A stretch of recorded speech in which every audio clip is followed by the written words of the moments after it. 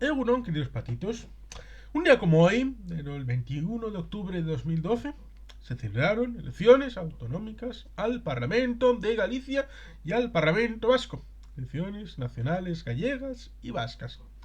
Resulta curioso avanzar un día y un año a ayer cuando hablamos del 20 de octubre de 2011 en Libia.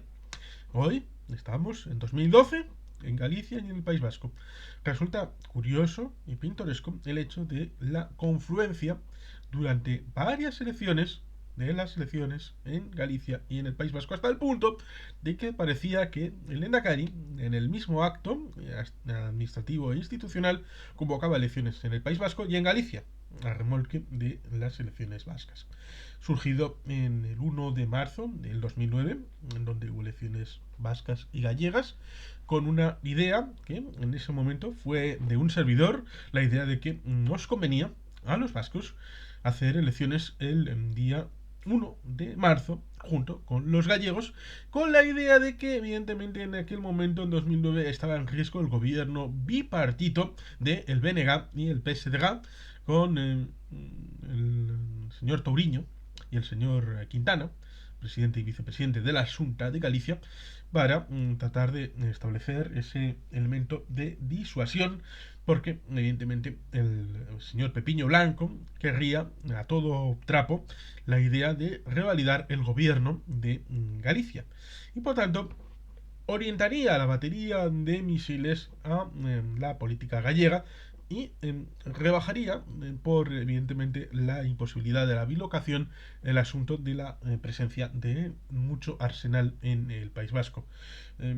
Fue complicado porque luego hubo una diferencia de 5 parlamentarios, de 30 el PNV, 25 el Partido Socialista y de 80.000 votos en favor del Partido Nacionalista Vasco en esas elecciones del 1 de marzo, entrando Pachi López en Ajurienea durante un poquito, unos 3 años.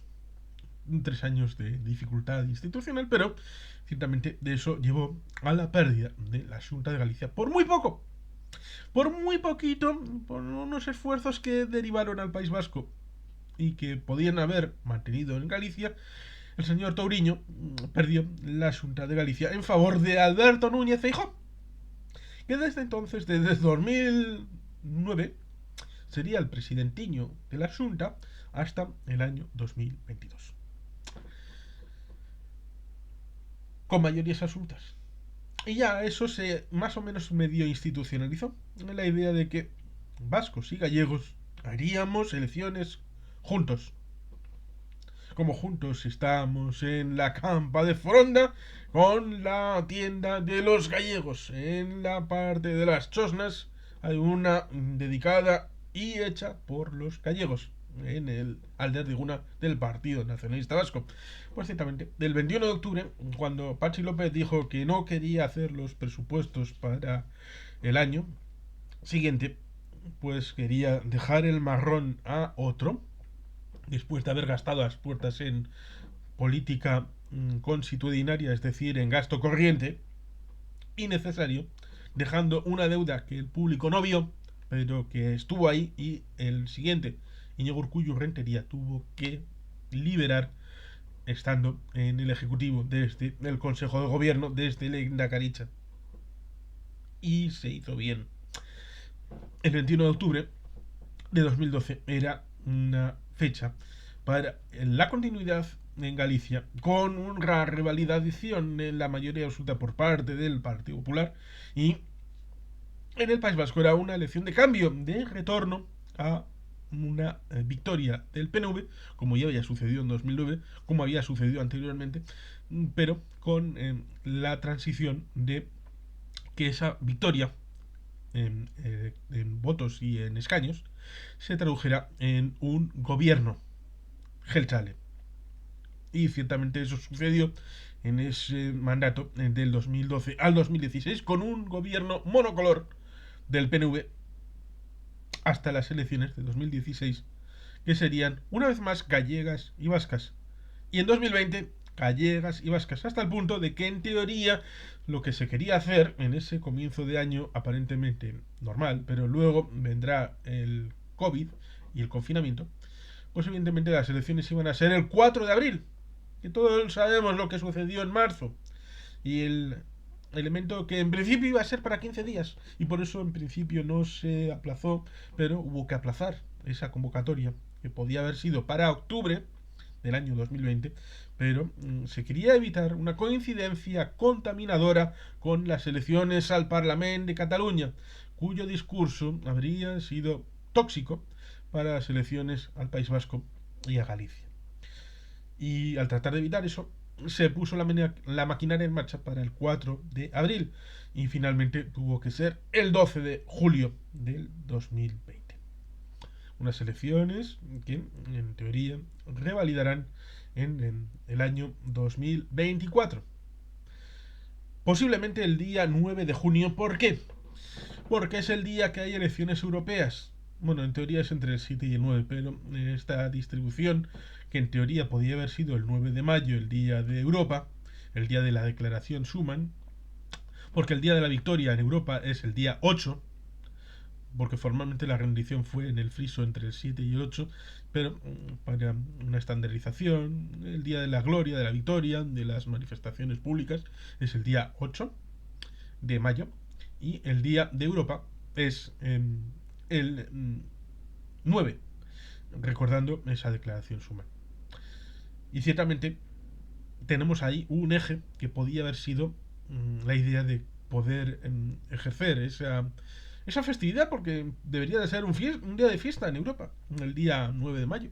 Podría haber sido el día para votar todos ese mismo día al Parlamento Europeo. Pero es complicado porque la legislación no se puede acompasar debido a las dificultades de asumirlo en cada legislación estatal con la cercanía. Sí, es demasiado cercano para poder cambiar las reglas en 27 Estados miembros, para conjuntar algo que es más fácil mantener por lo menos para esta próxima, igual para la siguiente tal vez, pero para esta próxima la idea de que en algunos países se vota 2 días, incluso 3, y en algunos se vota distinto de entre semana, se vota en viernes o en sábado o en 2 días, o lo cual es complicado y se tiende a estandarizar lo máximo posible, que es poner esos 3 días de votación, con la dificultad que ciertamente hace 5 años, en 2019, ya cuando se estaba votando en otros países, ya sea Italia o en España, ya se sabía lo que habían votado los Países Bajos y se sabía que había arrasado Frans Timmermans, que podía haber sido perfectamente el presidente de la Comisión, pero por aquellas derivadas de que la situación geopolítica dentro de la Unión Europea, los polacos, los húngaros, debido a tensiones internas y de que no es un novedoso en el ámbito de la política comunitaria, pues le vetaron a Frans Timmermans, y como ciertamente había por allí la prestancia del Partido Popular Europeo, pues se decidió que el Partido Popular Europeo, como había sido importante en votación, pues iba a obtener la primacía, y esa primacía iba a suponer que alguien de ese Partido Popular Europeo, y como no podía ser directamente la señora Merkel, pues se decidió que alguien designado por la señora Merkel, como es Ursula von der Leyen. Pero se dice aquello de que no es una elección democrática, pero es una elección democrática indirecta. Lo mismo que sucede en Estados Unidos con el colegio electoral, que elige al presidente y no los electores directamente. Porque los votos de los electores dieron por 3 millones más de votos en 2016 a Hillary Clinton, y no fue presidenta, sino Donald Trump, por el colegio electoral. Elecciones indirectas a través del Parlamento Europeo, que debe ratificar no solamente al Colegio de Comisarios, sino también a la propia presidencia de la Comisión Europea. En 2024, por lo tanto, en principio, el Día de Europa, habrá 3 elecciones: las elecciones europeas, el Día de Europa del 9 de junio, no el 9 de mayo. Insisto, todos los años el Día de Europa es el 9 de mayo, pero el nuevo Día de Europa en ese año será evidentemente el 9 de junio, por haber sido situadas allí las elecciones europeas, y debe de ser un día de fiesta en Europa.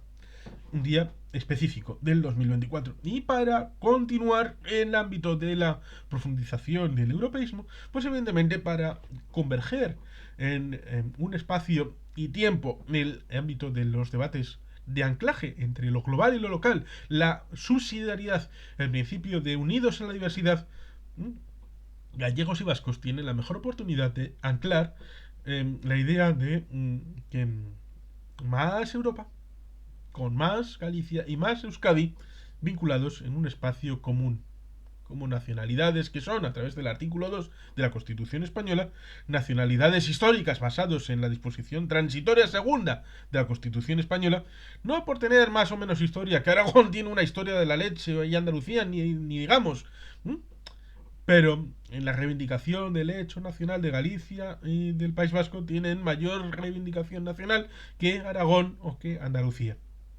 Eso debería de estar más o menos claro, en teoría. En teoría.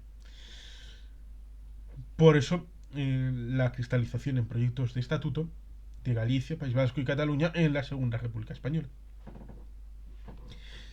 Y ciertamente, eso nos remite al hecho de la política gallega y vasca. Actualmente, el Partido Popular, teóricamente, es un partido centralista, jacobino, unitario, pero es el que llevó la política lingüística a Galicia. Es aquel que unifica todo espectro del centro derecha, desde lo más centrista, incluso galleguista, hasta lo más extremo, y centralista, jacobino, unitario y voxista. Hasta el punto de que Vox no se ha comido un colín en Galicia, nada. En el País Vasco, casi que también, porque solamente tiene un juntero y un miembro en el Parlamento Vasco. El juntero de Álava ya tuvo Ciudadanos un juntero en Álava. Y por tanto no es novedad. Lo mismo que el diputado en el Parlamento Vasco que tuvo UPyD en la persona de Gorka Maneiro, que suena un poco a gallego, la que lo pienso. Pues ciertamente dos legislaturas con Gorka Maneiro de UPyD, pues ciertamente podía pasar que hubiera uno de esos 25 escaños de Álava que fueran para Vox. Pero ya está. En Galicia, ni eso, ni eso. En la idea de los 75 escaños, porque son 75 escaños en Galicia y 75 en el País Vasco. En la elección inicial fueron 60. 20, 20 y 20, porque el reparto equidistante es estatutario entre los territorios históricos. Y cuando se sube a 25, se sube para los tres territorios. Y, por lo tanto, hay igualdad de número de escaños en un lado y en otro. ¿Cuál es el futuro? Ciertamente es complicado saberlo, porque ha habido varias elecciones al Congreso de los Diputados en donde el Partido Nacionalista Vasco no ha sido la primera fuerza. Alguna con el Partido Socialista, por ejemplo, en el año 82, como por ejemplo en el 2008 y como por ejemplo en 2023. En 2011 fue Amaiur y en 2015-16 fue Podemos. Una elección pluralista en donde hay gente que piensa en el voto útil cara a Madrid, a pesar de que luego con su voto útil hagan lo mismo que hace el PP y el PSOE, pero también ha hecho Ciudadanos, Podemos, Vox, UPyD, con respecto a los territorios, hasta el punto de que el PP y el PSOE han sido muy prolíficos en, por ejemplo, el Parlamento de Cantabria, en votaciones por unanimidad, que cuando había que traslucirla en votación en el Congreso, a esos mismos diputados que tenían la doble caperuzona de tener asiento en el Parlamento de Cantabria y en el Congreso de los Diputados, les obligaban a votar justamente lo contrario del Parlamento de Cantabria, y sin ningún tipo de rubor ni solución de continuidad. Decir, es que Ferraz o Génova han dicho que esto es así, y punto en boca, y se acabó, y punto final, y esto hay que hacerlo de esta manera. Bueno, pues ciertamente el uso de esos votos y de esos escaños no sirven sino a la claudicación de la destrucción de los intereses del votante y del programa electoral que supuestamente ha sido prometido, pero que es difícil que sea cumplido. Y por eso resulta paradójico, porque luego, posteriormente, las votaciones son distintas cuando hablamos de otras elecciones. Hay la idea de que Bildu puede obtener una victoria en unas elecciones al Parlamento Vasco.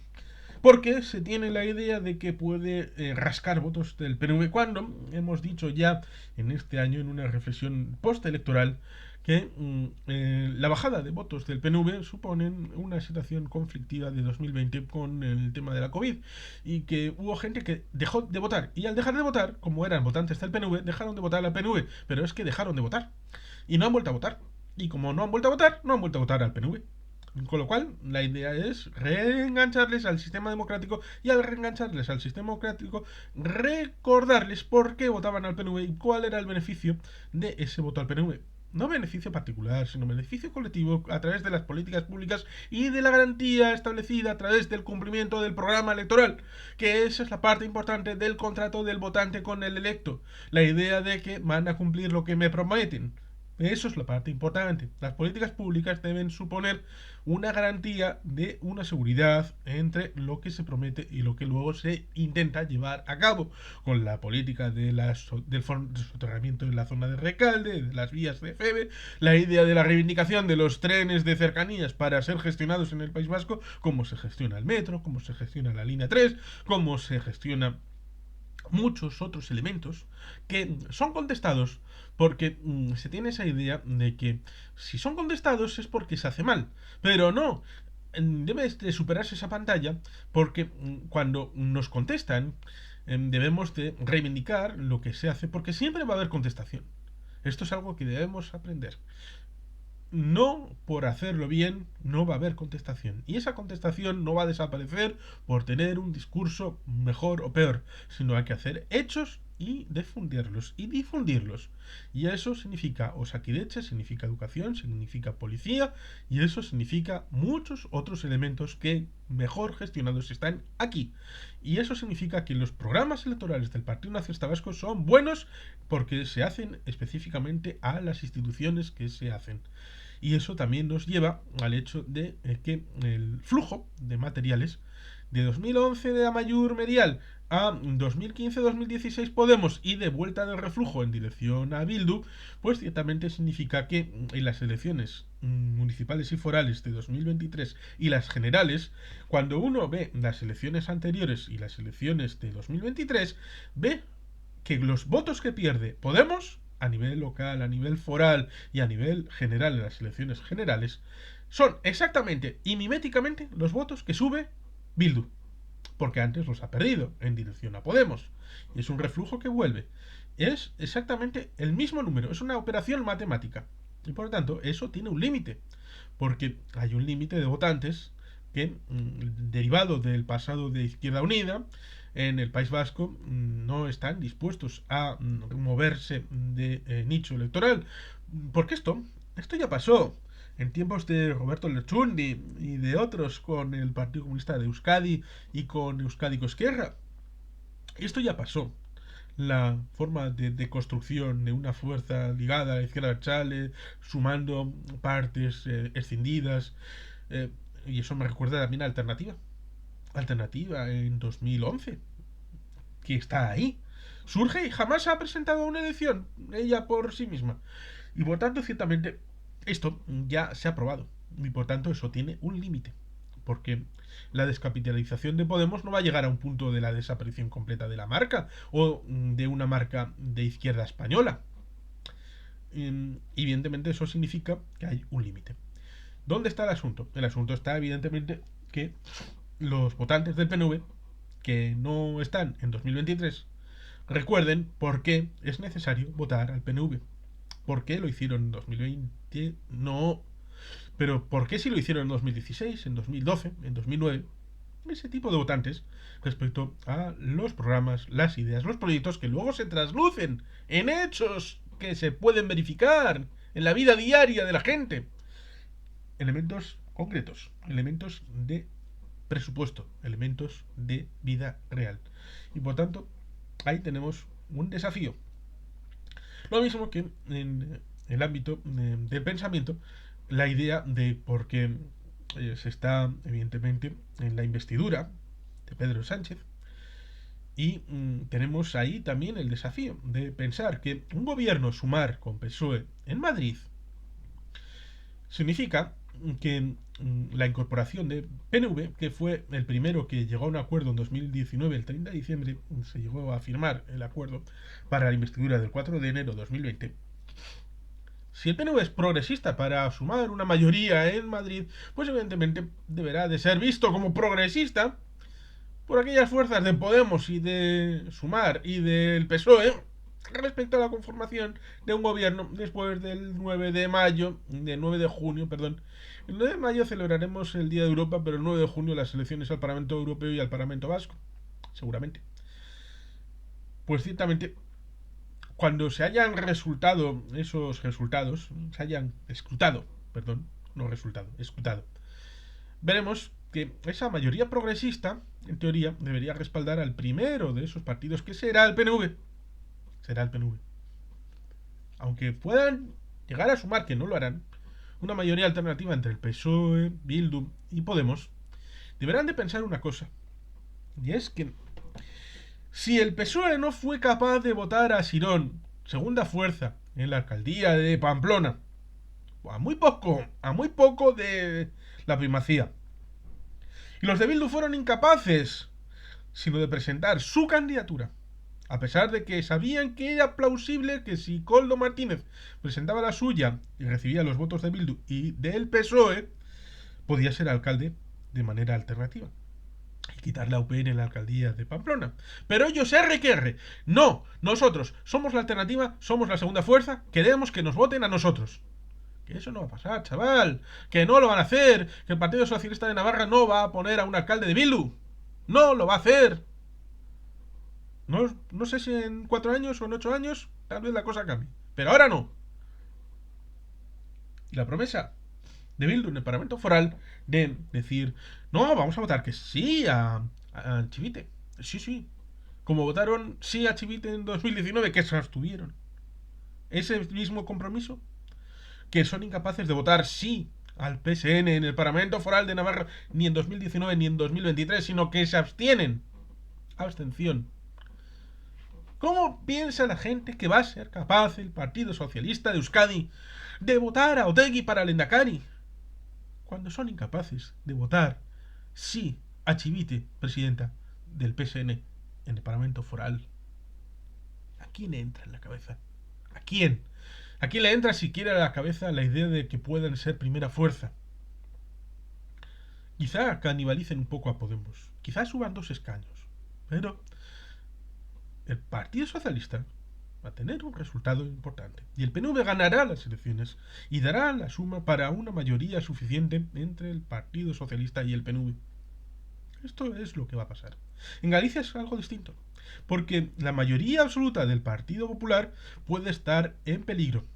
La deriva alcista del BNG pues puede suponer una nueva situación en donde por una mayoría de 1 o 2 escaños sumen el BNG con la presidenta Pontón y el vicepresidente, sea el que sea, si es que ponen algún candidato, que todavía les costará, pero siempre en función de segundo, invirtiendo lo que pasó en 2005-2009 con Anxo Quintana y el señor Touriño, Pérez Touriño. Por lo tanto, es posible que haya una presidencia del BNG en Galicia a partir de junio de 2024, mantener el PNV la Lendakaricha y luego ya veremos lo que sucede. Como máximo, el 14 de febrero de 2025 tiene que haber elecciones en Cataluña y ya veremos lo que sucede en Cataluña. Se superó la posibilidad de esa situación de confluencia o de contaminación con las elecciones en Cataluña, porque cuando se disuelve la confianza del gobierno con el Parlamento es en enero del 20. Por eso se quieren añadir las elecciones pronto, para poder superar esa situación de dificultad respecto a que pueden confluir elecciones gallegas, catalanas y vascas. Y luego llegó el COVID y todas las circunstancias derivadas y la ventana de oportunidad del 12 de julio. Y eso en Cataluña, pues ciertamente derivó de otras realidades porque en teoría iban a hacer elecciones después de aprobar el presupuesto, pero entre que aprobaban el presupuesto, pues llegó el COVID y eso acabó generando una situación de debilidad que evidentemente era superable en teoría, porque se podía alargar un poquito más la legislatura, porque era una elección anticipada, por deconstrucción del propio gobierno, y eso no pasaba en el País Vasco y en Galicia, donde la legislatura terminaba en ese año. Y por lo tanto era un riesgo institucional y jurídico el tratar de llevarlo más allá.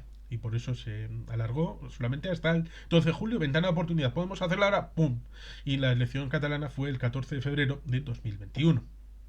Por eso, los 4 años, veremos en qué términos llegan para la elección al Parlamento de Cataluña y cómo se elaboran esas elecciones, seguramente gallegas y vascas, en esa memoria de que ya en 2009, en 2012, como recordamos hoy, y en 2016 y en 2020 fueron elecciones gallegas y vascas. Gallegos y vascos hermanados en el tema electoral.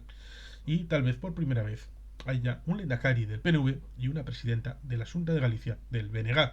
Y eso será un cambio respecto a lo que hace 11 años sucedió en el País Vasco, donde se recuperó la lehendakaricha para el PNV, pero el PP mantuvo lo que había ganado en 2009, es decir, la mayoría absoluta de Alberto Núñez Feijóo.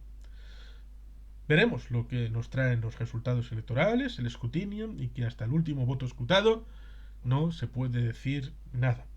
Y veremos si finalmente, en donde estamos, que es en la investidura de Pedro Sánchez, pues encarrilado el asunto para una legislatura de 4 años, con todo lo que ha costado llegar hasta este punto.